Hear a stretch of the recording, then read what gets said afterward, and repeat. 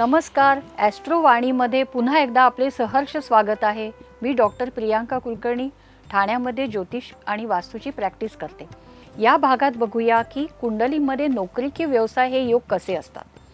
कुंडलीमध्ये नोकरीचा योग कधी असतो जेव्हा दशम स्थान आणि लग्न रास किंवा लग्नस्थान असं प्रथम स्थान इथे जर का स्थिर राशी असतील आणि त्याला लाभस्थान आणि षष्ठ स्थानाची जोड असेल तर नक्कीच ती व्यक्ती नोकरी करणारी असते। आणि वेराज जर का इथे चर राशींचा संबंध आला तिथे ती व्यक्ती नोकरी पण करू शकते, व्यवसाय दोन्ही करू शकते किंवा व्यवसाय करू शकते। यामध्ये प्रोफेशनल प्रॅक्टिस हा पण भाग येतो।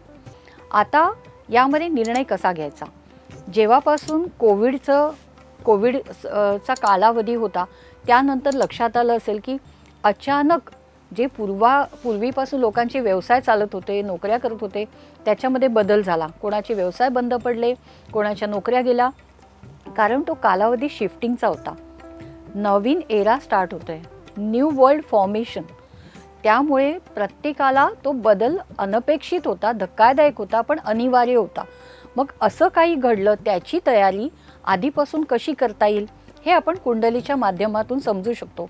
की समजा एक नोकरीचा योग आहे तर दुसरं काही उत्पन्नाचं साधन निर्माण होऊ शकतं का, काय होऊ शकतं। इथे लाभस्थानाचा विचार येतो, दशमस्थानाचा विचार येतो आणि गोचर ग्रहांचा योग येतो की गोचरचे ग्रह आणि या स्थानाशी संबंधित जे ग्रह आहे त्यानुसार पुढच्या काही 10 वर्षामध्ये कुठल्या क्षेत्रामध्ये अर्थार्जनाच्या संधी आहेत, नोकरीचा योग आहे, व्यवसायाचे योग आहे, प्रोफेशनल प्रॅक्टिस आहे की अजून काही आहे।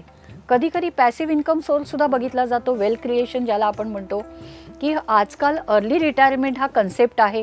लोकांना 35-40 मध्ये भरपूर पैसे मिळवून रिकामं रिटायर व्हायचं असतं आणि त्यांना पुढे आपलं स्वप्न पूर्ण करायचे असतात। जसं कोणाला जग वर्ल्ड टूर करायची असते, कोणाला काही स्वतःचे पॅशन फॉलो करायचं असतं, कोणाला पुस्तकं लिहायची असतात, खूप काही असतं।